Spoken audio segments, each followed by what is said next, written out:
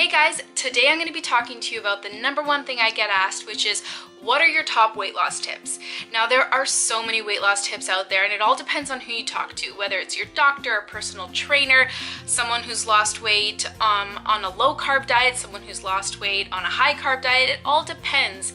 All I can speak to you about is what I've experienced over the last 2.5 years of my weight loss journey.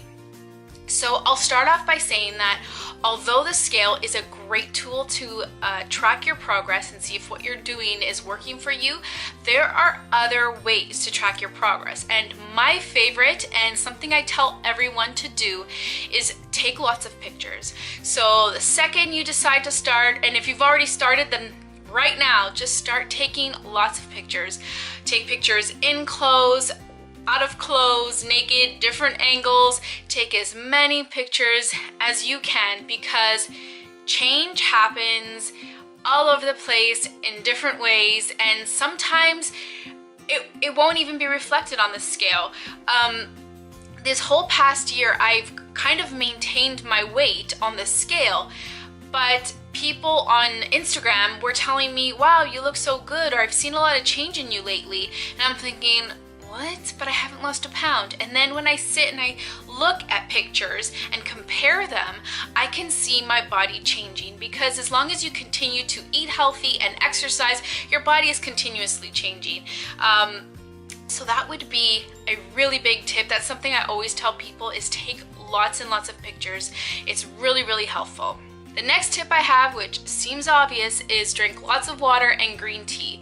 There's sodium in everything that we eat, and sodium just makes you retain water and keeps you bloated. So even if you're eating on point and exercising every day, you can still be either not losing weight or even gaining weight on the scale. So drinking lots of water will flush your system and help you not to retain water.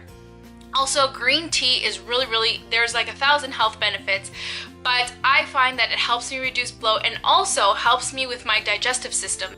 So a side tip on how to drink more water is by getting a huge water bottle that has a straw. When I was just drinking out of a glass, I would not get up 1,000 times to refill that little glass. I just wouldn't. So I ended up drinking like 3-4 glasses of water a day, and it wasn't enough. So getting a big water bottle that I only had to refill a couple of times, I end up filling it up like 5 times because now I'm obsessed. Now I crave water. But yeah, really, you would only have to fill this up twice to get enough water in. And that, it just helped me so much more because I'm lazy.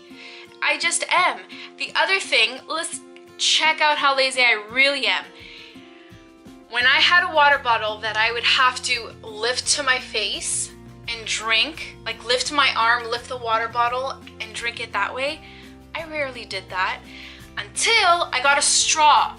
Now I only have to bring it to my mouth and drink. It's so easy. The other thing is a straw totally protects your lipstick. It does not ruin it the way drinking out of a water bottle, regular water bottle is.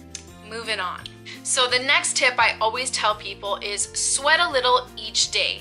I know a lot of people don't want to buy a gym membership or don't want to buy expensive equipment to do at home. I know I wouldn't be even going to the gym if I didn't have one included in my condo.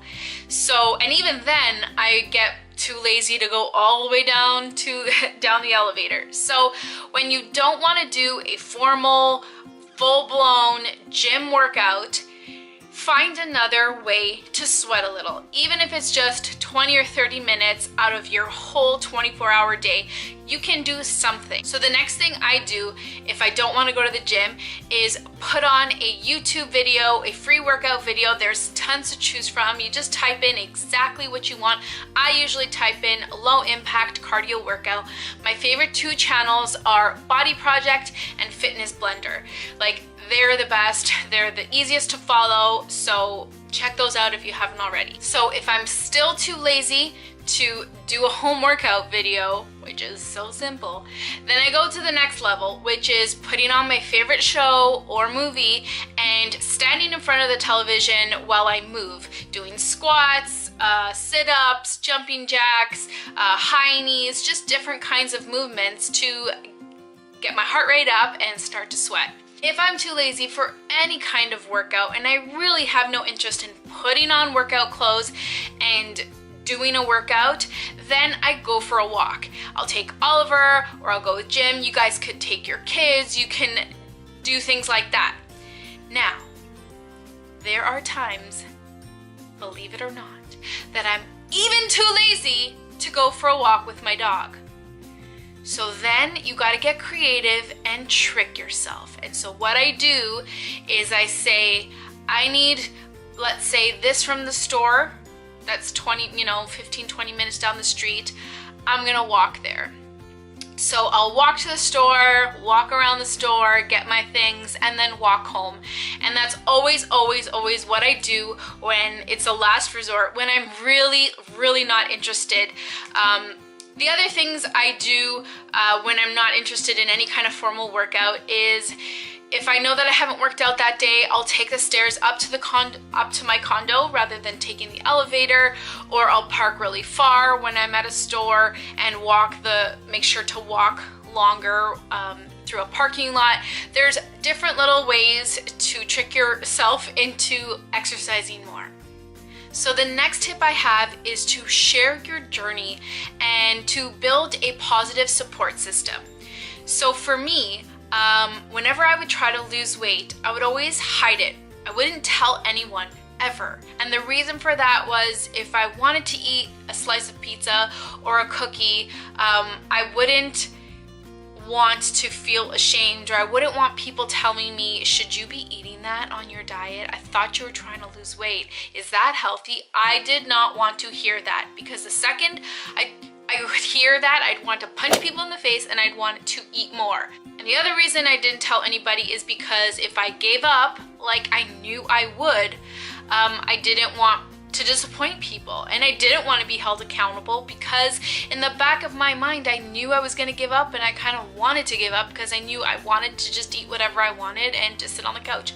So I was giving myself an out. So when I tell you to tell people and build a support system, that doesn't give you an out. That holds you accountable to your goal, to what you've set out to do. I would even go as far as to tell you to make an Instagram account tracking your journey, documenting everything, because that really, really helps to keep you accountable and really gives you such an awesome support system. I didn't have people in my real life going through the same things that I was going through, who understood what I was going through.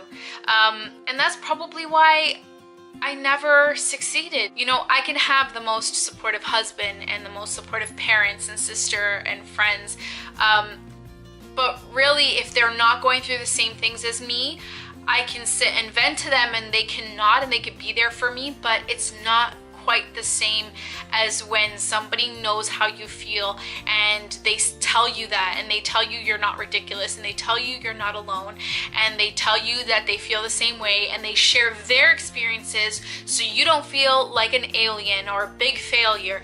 It's having a positive support system makes all the difference in the world, and I really hope a lot of you will have the courage to make fitness accounts or fitness YouTube channels or whatever, because I think that's the one thing that has helped me not to give up. Surrounding yourself with negative people will create a negative life, and it will bring you down. So I would say to distance yourself from people who aren't supportive, encouraging, and proud of you, because it's really something to be proud of. Even if you just decided 30 minutes ago that you're going to better yourself and try to be healthier, that's something you should be so proud of, because starting is the hardest part. So if you follow me on Instagram, you'll know my next tip, which is something I say daily probably, which is never give up. Never give up. Don't allow yourself to give up. Make that your first rule. I've made it my first and only rule, to be honest. I don't have strict rules about my food or exercise. I just kind of go with the flow and see what works. I find for myself, I don't like strict rules. I feel very confined by them, and it makes me want to break them, and it makes me want to do the opposite, like a rebel. So I try to make it as open-ended as possible. Like, you know, when I said sweat every day, I'm not saying go to the gym, do 24,000 squats, do 2,600 jumping jacks, because if I had those strict rules, it would feel like a chore, it would feel like a job, it would feel miserable, I'd hate it, I'd dread it, and I wouldn't want to, because I felt like I was just being told to do it. So my rule being, just sweat a little each day. Each day I can decide what I feel like doing and how I want to move my body. So that's why I make my only rule and my number one tip is not giving up, because you're going to face so many bumps along the way.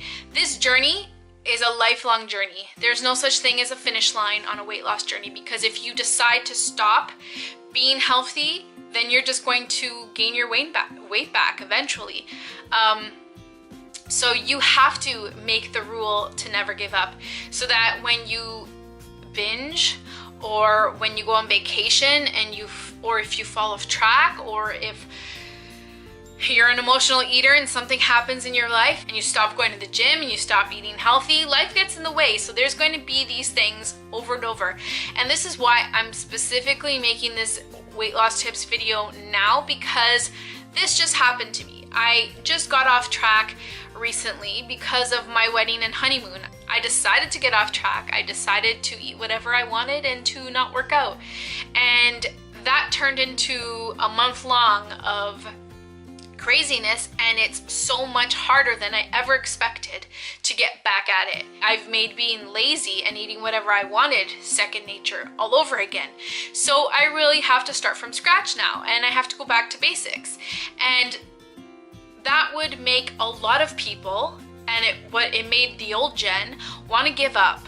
Like, it's so much easier to give up than to start from scratch, get back to basics, workouts being difficult, the motivation being low, you just wanting to eat that pizza that you've been eating and not wanting to make a salad, and you not wanting to make a smoothie. It's much easier to give up and continue your bad habits that were your old habits.